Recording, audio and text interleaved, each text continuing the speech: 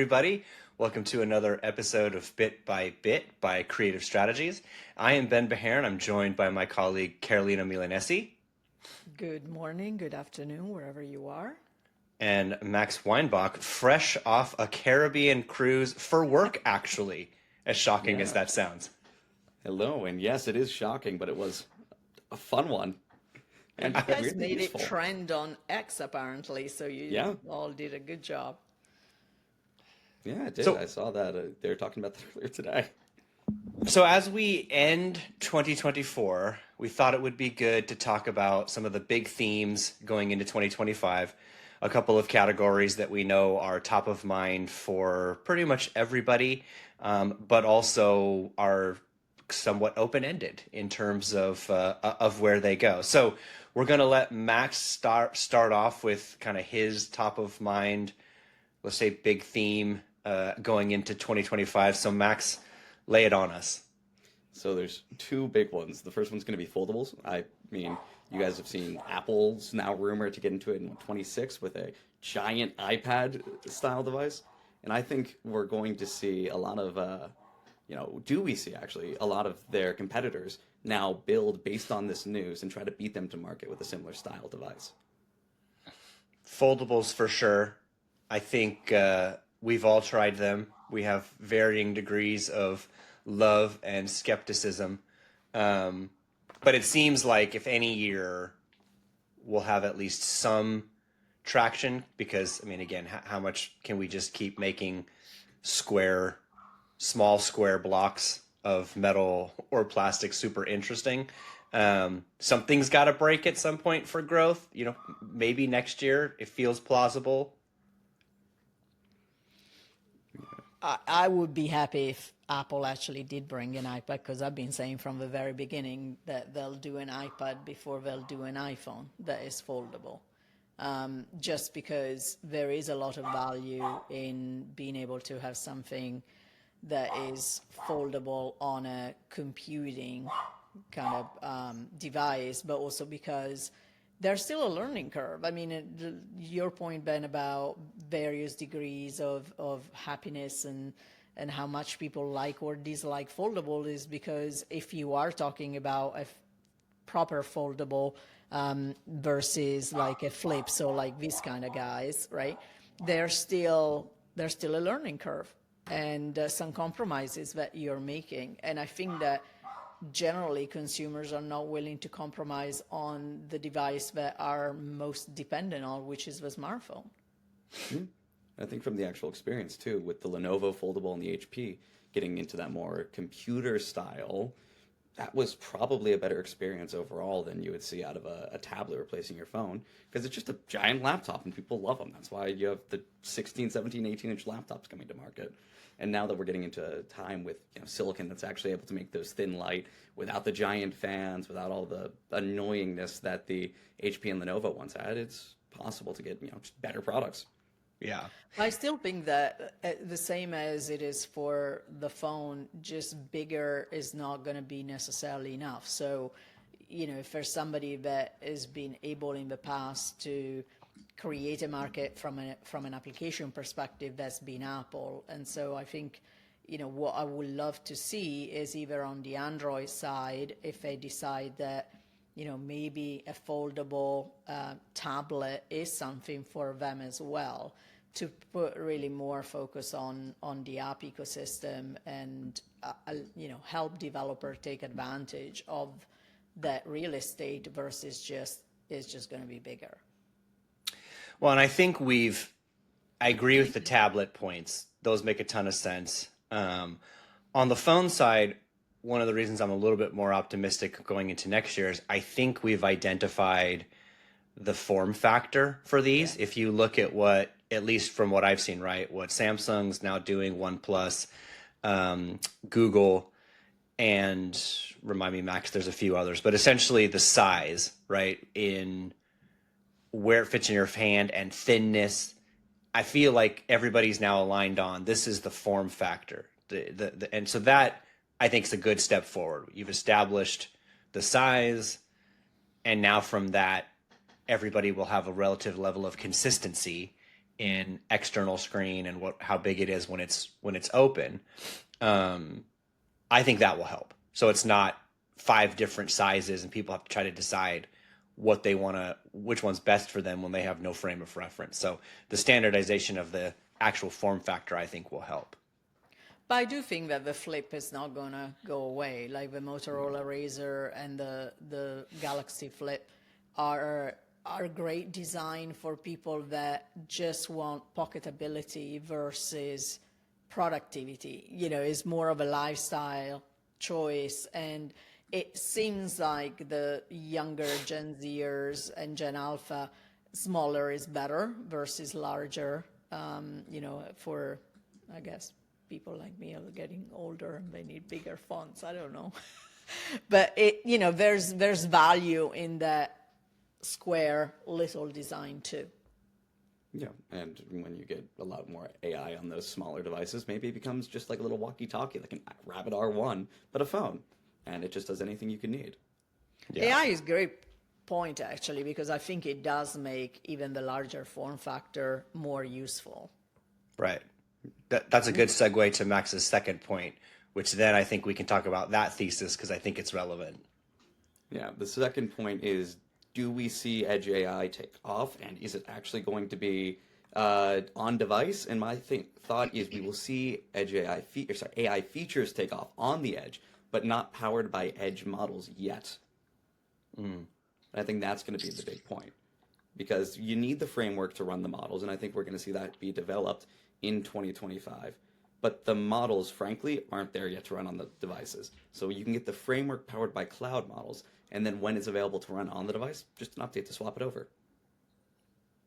I like. Even care? Well, I mean, that's the hope. Wait, Carolina, didn't you hear about the super cycle, the AI device super cycle that's coming? A whole new wealth of landscape driven by AI software on the edge? It's coming. But I think it's important that Max said yet, because I think there's 2 things. I think we would agree a lot of this is going to run in the cloud. And since we're framing this like key debates, I actually think it's a key debate how much will ever run at the edge, to be honest with you. I don't think there's a good consensus view. I'm not even sure there's a great technological reason. I can see the economical reason. I'm not entirely sure the technological one, even with this point of privacy and security that we want to talk about, which is the sole reason why Apple is clearly continuing to invest in hybrid secure cloud. Like, that's not going away. If anything, they're investing in that more, which suggests a good portion of this stuff is going to be, not at the edge. So I do think that's the open question as to how much will ever run at the edge. But I would agree next year's what's going to be on the edge is just going to be, I worry, disappointing and underwhelming. And I'm concerned that's happening now, and that needs to change sooner than later so people don't have a bad first experience, which just delays their willingness to adopt. But this is like, we're only a couple of months into Apple Intelligence and really not as much from Google at the edge, like really at all. So it's really hard to gauge. I wonder if part of it is going to be also what devices, right? Because if we think about the car as being a device, I would argue that that's where on device would make more sense and is also more possible, just because you don't have the physical limitations that you have on a phone. A PC more so than a phone, so I think that's where it is. And then the other part is how much of what I know will still be dependent on the cloud because of the data that I need to access that is not on my device, right? And so if I don't know, if I'm asking for, as I did last week, the best pancakes in New York, well, I can't run that model, right, on my device because the information is just not there. So I think that's the other part, and why I was, joking about does anyone care, because it's always going to be hybrid. Shame we don't have Bob, who's our friend Bob, who always goes on about hybrid. AI, but it's true. Like you have a mix of information, and I think the only time I care as a user that is on device is when I'm using very personal information to get something done. I think actually what you'll end up seeing, this is just my little theory, you have the on-device models looking at your phone to figure out which data to send to the larger model for processing, similar to how Apple Intelligence is going to do it. But why do you need the larger model to do the small model to do the processing if it's just bad when you can use a small model, find the data, exact data you need, only send what you need, and then let the cloud model do everything else for you? Yeah. And I do worry there's a little bit of a compute headroom issue as more of this moves to device, when you're just constrained with kind of how much overall compute you've got compared to a laptop or something like that. Because, as we've been finding, these things do not multitask well. Like running multiple AI tasks in parallel just does not really work well. And so you could imagine if this moves too quickly, you could see latency, you could see it impacting other parts of the device that need its GPU or need its CPU. So I just think for the foreseeable future, we're still just too compute constrained at the edge to make it really a true on-device, meaning the kind of experience you have when you're not connected, right, to the internet or something, being just far more limited and unfortunately, I think not unusable, but not as feature rich as things that other people will become accustomed to as they start getting more Gen AI experiences. But then, Ben, doesn't this become more of a marketing issue than anything else in the short terms? And what I mean by it is, right now, because for a lot of hardware manufacturers, there's how are we going to get people to upgrade? Sure. There's a lot of that. But to your point earlier, it might actually end up just disappointing. And therefore, actually being, for the long term, be more negative than positive and just putting people off versus actually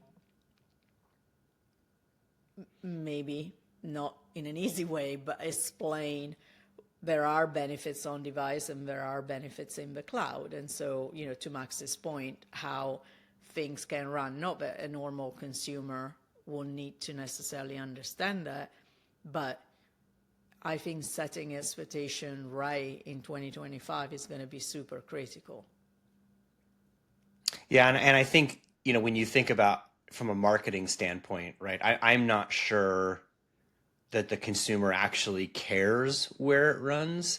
And when you think about this, though, it has to be positioned as, like, it makes sense why Apple says, iPhone 16 built for Apple Intelligence. Like, they need to tie it to hardware, but really that's an operating system point. Like, it's iOS and Apple Intelligence. It's going to be Android and everything Google does, right, with Gemini. And it's going to be those things that pull people to why they care about the software side of that or another. It's just that the hardware supports it, right? It's not really a hardware point, but you got to market it as a hardware point just to help say, well, why is this product different from something else? Well, which is why, Apple points out that because of iOS 18 and the rest, previous models now run more efficiently, even if, Right. But you're right. It's marketing. But like I said, I don't think people really care where it is. I think it's just more important that it's useful. Yeah, I mean, look at ChatGPT. It's all cloud, and that's taken off, what, a billion active monthly users or something.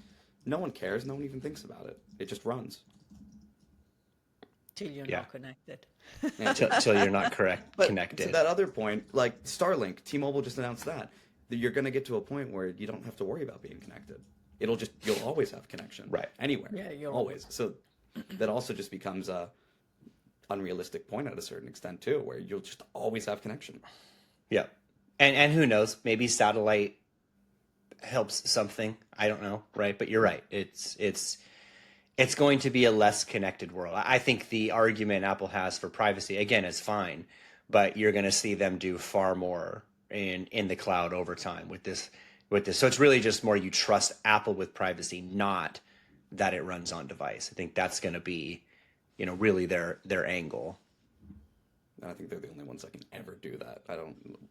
People might not care about Google or Microsoft as much, but you'll never be able to convince someone Google's cloud is private, even if it is. Sure.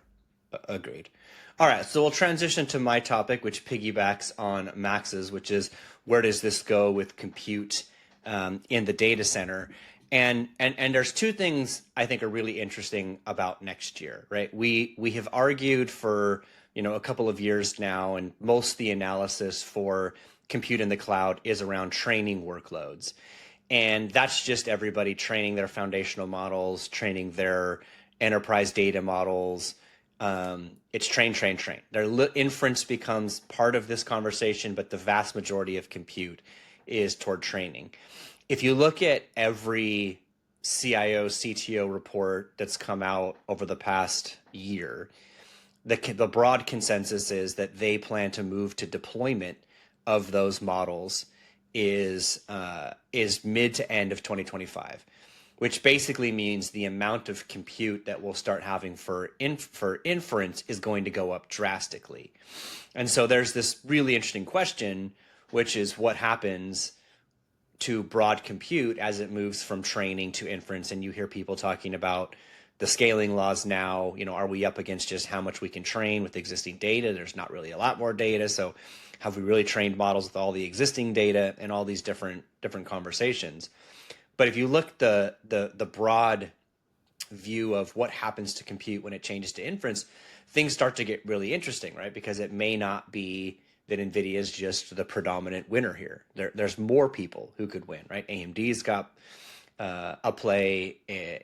custom ASICs from all the hyperscalers doing their own thing, start to play into inference. But this is relevant because it's going to shift to a much more competitive battlefield in the winners and losers. It's not just going to be NVIDIA. Maybe there's less losers. Let's just say everybody's a winner in a TAM expansion of potentially, $500 billion over the course of the next 4 years of just new money. But the shape of this conversation changes. And that's where I think next year is going to be very interesting when we actually start talking about inference compute, not training. And that's again uncharted territories when it comes to AI, because we haven't been talking about predominant inference workloads at any of the hyperscalers' clouds. Yeah. I mean, if you look at what Google's been doing with TPUs, Gemini, they've been the only ones that have really deployed custom ASICs for both training and inference, and it's been wildly successful. And it seems like they're only expanding that into custom 3 nanometer TPUs with TPU v7 and more, and that's just been really a great approach. I'd love to understand better, as nobody has actually talked about this, the impact on sustainability as well. Because there's been a lot of talk around, how much generative AI is going to contribute negatively to power consumption. But to your point, if we are now switching from training to inference, there's more efficiency in the workloads that AI is gonna execute on, and so hopefully that also has an impact, positive impact, on the amount of energy that will be consumed. It was actually interesting. Google put out a number saying if they were to train their Gemini models on GPUs, it would use, I think, 10,000 times the amount of energy that they used on TPUs. And it scales pretty closely for inference as well. So custom ASICs are going to have a huge play in that. Yeah, and the other thing I'll say, because Carolina's point is the good one, and it's the one I think you could argue actually helps NVIDIA instead of hurts them, in that if you've just spent, call it millions upon millions or hundreds of millions of dollars on NVIDIA GPUs, you're going to want them to live as long as possible, right? Until you depreciate that value, which is the argument people make as to if you're going to train it on it, then inference on it too, so it lives as long as possible. it's still going to take some energy. I think the broad consensus view would be it will be more efficient. I actually haven't had anybody really articulate to me why inference workloads at scale will take more compute than training. That could be possible. We don't know. I don't know if anybody knows. But if you want to get as much life out of your H100s, your B200s, and what comes next, it does make sense to keep them for 5-6 years and not just train but inference on them too. So at least you're flattish with energy, and then look for efficiencies where you can get elsewhere. But part of these are open questions. I think that's an open question, right? How much does NVIDIA keep in inference versus the custom ASICs, which is really their only competition for inference? And obviously, prolonging life is a way to be more green. Right. Yeah. Yourself. Yeah. And that's the argument that Jensen's been making. It's just a better TCO to stick with their GPUs. But that's a huge debate. We don't know the answer to that, but I think that's one of the more interesting things to play out in next year. So we'll keep an eye on that one. All right, Carolina, your topic. I think that kind of brings together a lot what we talked about, which is AI, edge, and I'm adding XR. And the reason why I'm adding XR is that you all saw, hopefully, that I demoed the new Android XR, and Gemini plays a big role in what XR is going to feel like going forward. And the way that Google has done it, for instance, for glasses, is that the phone is still an intrinsic part of your experience. All the compute is on the phone that is connected to the glasses, and then obviously the cloud. But it was interesting to me how all of a sudden the use cases for both the Mohan, Project Mohan, which is the name that Samsung has given to their prototype that is now going out to developers, which is a kind of if you take a Quest and a Vision Pro and have them have a baby, that's what it looks like. But more so with the glasses, which were also a prototype, very similar to Meta glasses as far as the look and feel.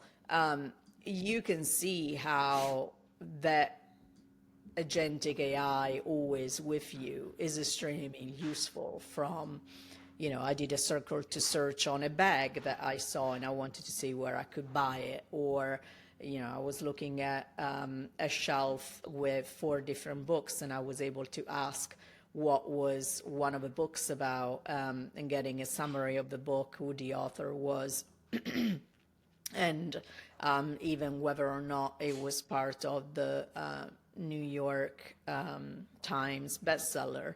So there's definitely a lot, but probably the most impressive demo that I had was having a conversation with a Spanish-speaking person, and having the translation in the corner of the glass lens while I was talking to them. And it was immediate, it was fast, and allow me to have a conversation with somebody that I otherwise would have struggled to have. So I think that, the question around XR has always been, what is the return of investment, right? And we've seen some use cases, obviously, from a Vision Pro perspective. People are really digging the larger screen that comes with the Mac as a companion screen. Entertainment, no question around that, right? Full immersive entertainment. But then people have been struggling to say, okay, I'm spending this kind of money. What else do I do?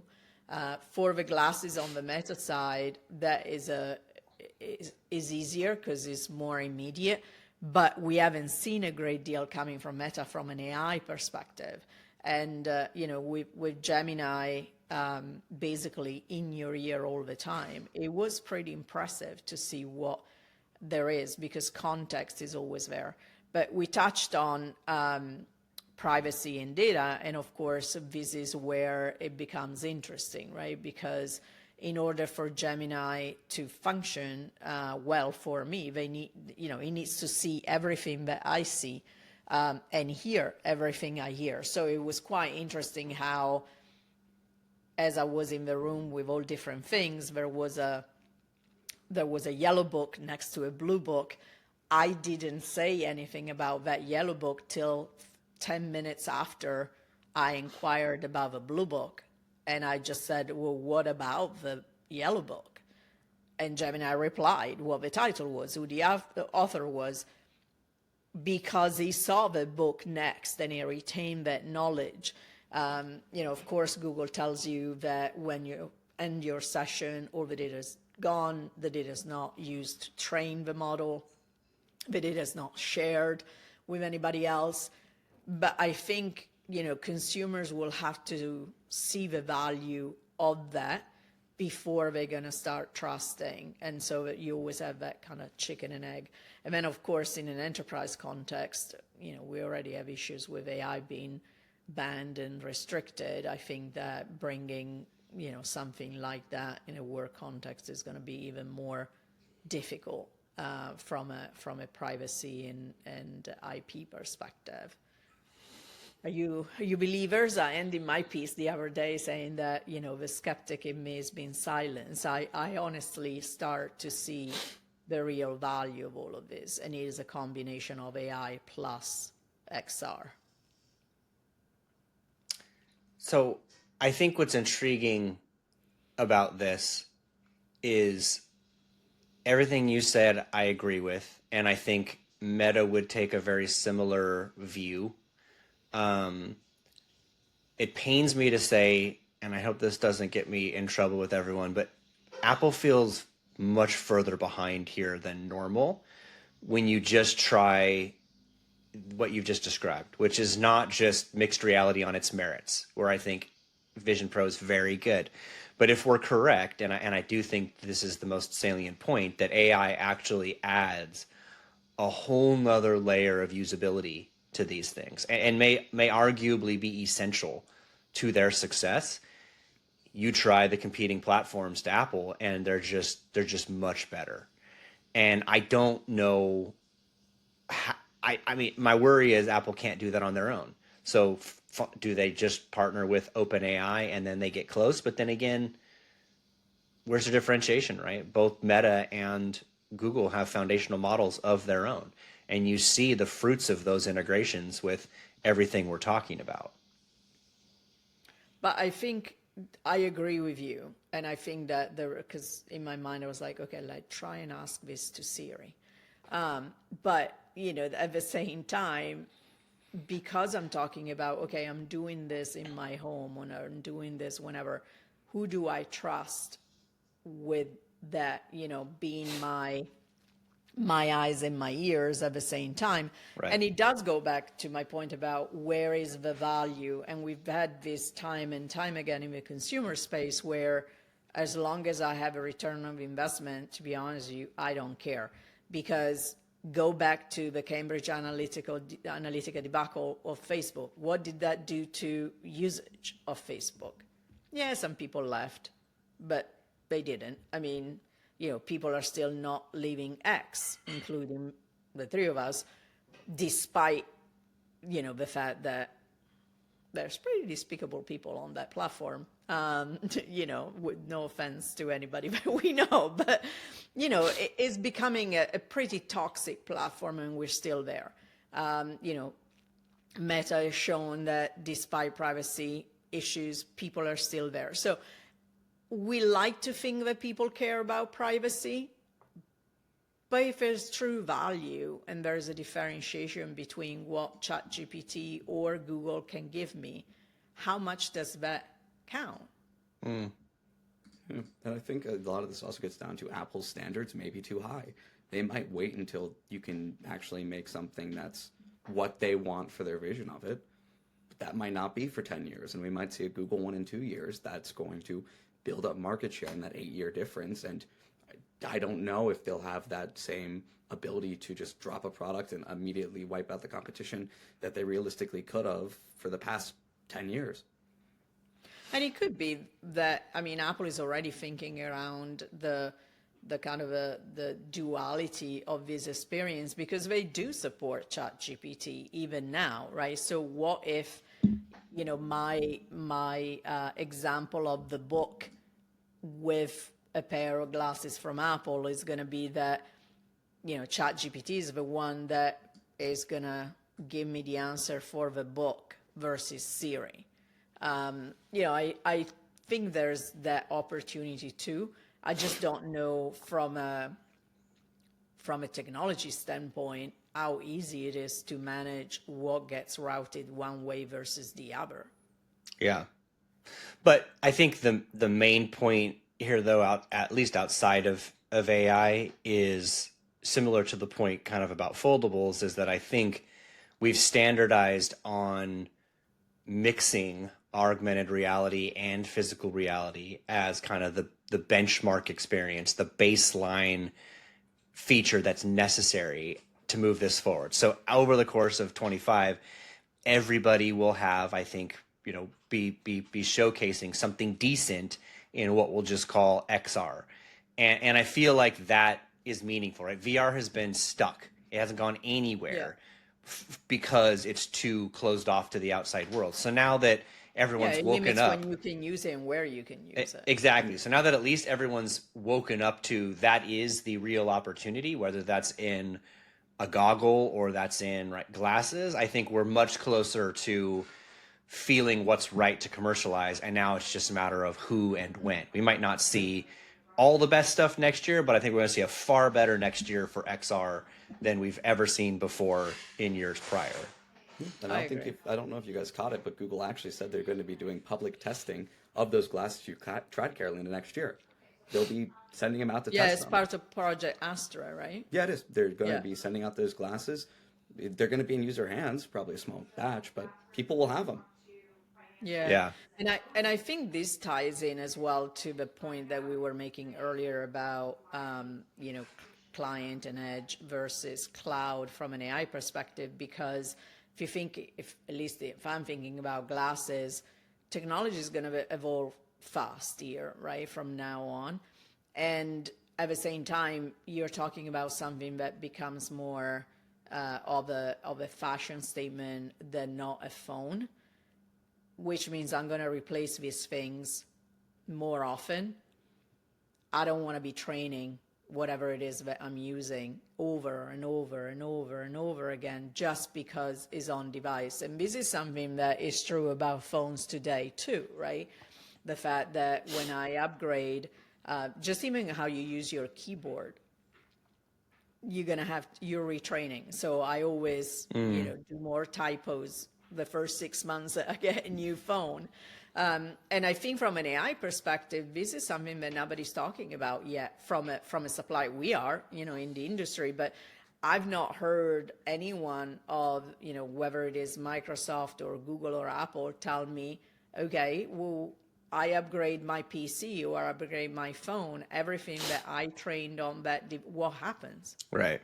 Where's it go? Yeah. Where does it go? That's also important with like recall, for example. What if you get a new laptop and everything that you were using for the past 3 years is just gone? Exactly. Yeah. Yeah, no user is going to put up with that. No. But So we don't have an answer yet. Yeah. So I just want to button up every point we've made with sort of the central thing here, which is it feels like next year is going to be one of those moments for AI because we've talked about it with every key category we've talked about it, every key experience, every thing. I think that people at their fingertips will have more functions for AI than ever before, which feels like a logical statement to make. Like when ChatGPT first launched, we could have said the same thing. Hey, next year more people will try it than others. Fine, but that's still a very limited amount of people who are using it regularly compared to next year. I think next year's perhaps a scale inflection point for AI. And that to me is just going to open up another can of worms we haven't faced before, and that's going to be super, super interesting. I agree. And I think it's not just, everybody tried GPT at one point, but, we have a survey going out soon. Like, how many people are actually willing to put money, where their interest is? And, what happens when it doesn't work? What happens when you're becoming reliant on it and then it lets you down? Yep. And good plug. I'm glad you made it for our consumer end user Gen AI survey, which we will have results after the first of the year. All right. Well, that sums up this episode. Thanks for everybody who followed along and listened as we got this podcast off in 2024, and we look forward to doing a whole lot more in 2025. So starting with CES, yay! Boo. Boo. Oh, Boo. yes. Max will learn to hate it. He still loves it, but he'll learn to hate it at some point. I'm slowly getting there. Thanks for listening, Thank you everybody. all. Talk to you next time.